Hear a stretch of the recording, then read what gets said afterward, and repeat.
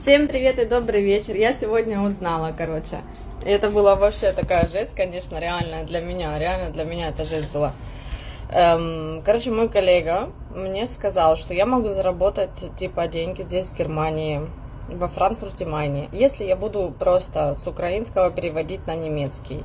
И я, его спросила, это как делать и вообще, что происходит? И он мне объяснил. Это такая ситуация. В Франкфурте Майне очень много беженцев, и они хотят высказаться, демонстрации происходят по поводу всего этого. И он мне сказал, так как ты знаешь русский, украинский очень отлично, ты можешь поехать туда и 20 евро в час платят, заработать. На что я ему сказала, говорю, спасибо большое, я останусь дома, но переводить я ничего не буду. Я понимаю, бегут очень много людей с Украины, и они очень, бегут те, которые реально смогли убежать и с детьми. Мне очень жалко, потому что сама я с Луганска, я это все понимаю. Мне жалко женщин, и вообще я такой жалостливый человек, я даже муху убить не могу. Но если начинается тема, слава Украине, я не буду слогами скакать, и я это буду переводить, я сказала, говорю, не нужно мне никаких денег, ради бога, я лучше здесь останусь на моей работе, или я просто дома посижу, но переводить я ничего не собираюсь. Если кому-то нужно, они могут переводить, но не так. Я просто была сегодня именно от этой информации в шоке, что просто людям платят 20 евро в час, чтобы я им по-немецки пересказала, как это будет. Но это нормально, это ненормально, я считаю. Если кому нужно, могут сами высказаться, вот и все Потому что мое мнение остается таким же. Бедный народ, которые не хочет воевать, так же там и остались. А богатые, они все здесь бегут. А почему я это вам говорю? Потому что работаю на заправке, на автобане. И я видела, сколько украинских номеров здесь ездят у меня с вот такими пачками денег. Реально, там доллары, там гривны, там рубли, там евро. И там такие пачки, они даже не заморачиваются, что они покупают. Даже немцы думают, что купить, а они... Нет, они берут все, сгребают, и они заправляют. Самое дорогое, V-Power Racing они заправляют. Чтобы на секунду задуматься вообще, как мы здесь живем, русские немцы, кто с Казахстана, или с России, или с Украины. Так они заправляются, На крутых тачках ездят. Нам такие тачки надо работать очень долго, чтобы такой Мерседес себе купить или еще что-нибудь. Из-за этого нет. Слава Украине, слава героям. Боже, появился коммент на моей странице такой. Слава вам. Если вы думаете, что у вас слава, значит слава. К сожалению. Знаете, какая ваша слава? Недавно надо было мне паспорт менять. Украинский. Я поехала в посольство в Франкфурте Майне. Со мной так общались, как будто я последняя скотина. І тоді я розмовляла на українській мові, та я сказала, що я з України, і українську мову я вивчала та знаю. У них были вот такие глаза, когда я с ними начала на украинском разговаривать. Ребята, я с Луганска. Украинский язык, мой любимый язык был в школе. Реально, стихи я учила очень быстро. Про Тараса Шевченко. Я все вивчала. Леся Українка. У меня кличка была Леся Українка в школе. Но с этой ситуацией... Я люблю все равно до конца украинский язык, он мне нравится. Люблю, потому что я выросла так. Также и мои одноклассники, мы все учили Но сейчас просто позор. Реально позор. Какая нахуй слава Украине? Вы, ребята, какие слава Украине? Там уже загнило все с вашим Зеленским, невменяемым уже, просто невменяемым. С Порошенко началось, и сейчас это дальше творится. Я бы уже рада была, Янукович назад вернулся. И то, хоть один немножко, но адекватный был. Слава Украине, это вы пишете.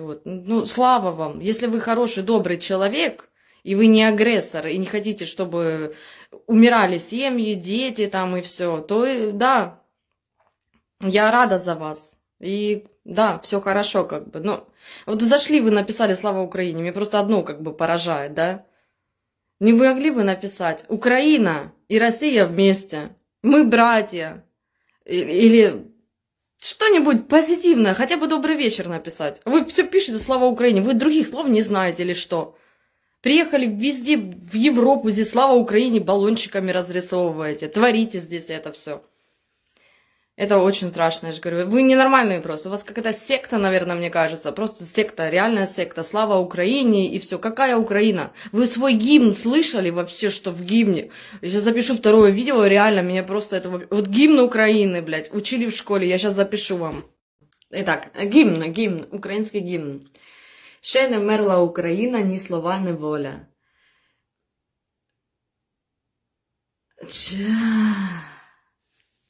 Забываю, я тебя забываю, украинский гимн. Сука, я не могу записать. Реально, я уже записываю 4-й раз. Так, короче. Ще не вмерла Україна, ні слова, ні воля. Ще нам, браття молоді, усміхнеться доля. Згинуть наші воріженьки, як роса на сонці.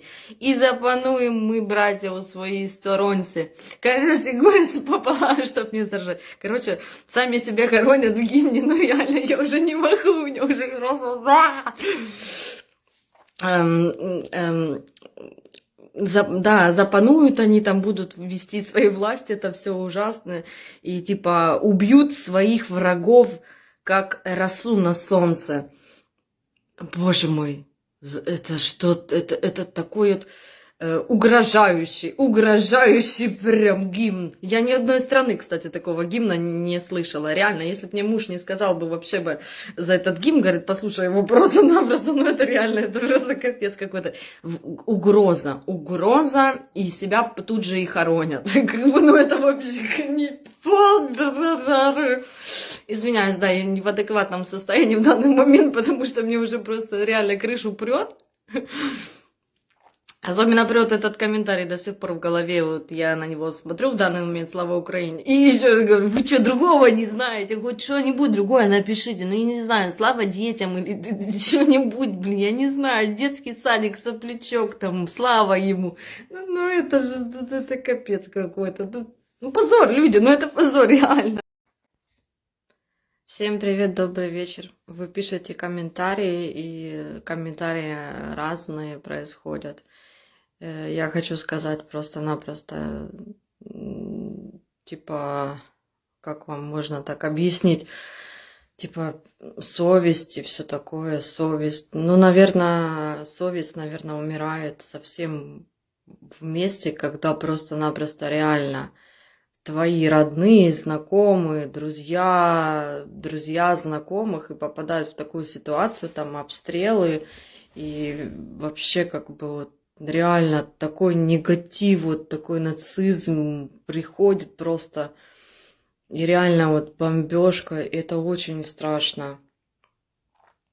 И это, как бы, я ощущаю это все на себе, потому что там же и моя семья, и они никуда не уедут. Моя мать сказала, она никуда не будет уезжать, потому что она не будет бросать дом. Она сказала, кому нужно, те бегут. Пусть бегут. Мои родители и все знакомые там остались, все нормальные, адекватные люди.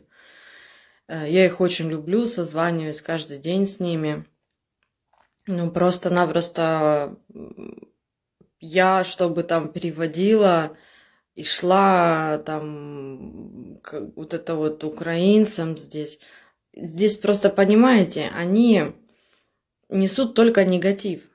Если ты приехал как беженец в чужую страну, то, пожалуйста, будь добр, и как бы ты, ну, респект какой-то должен быть. Ты не должен идти эти флаги развешивать, орать, кричать. Ты должен просто принять, что тебя приняли люди, и ты должен этому рад быть.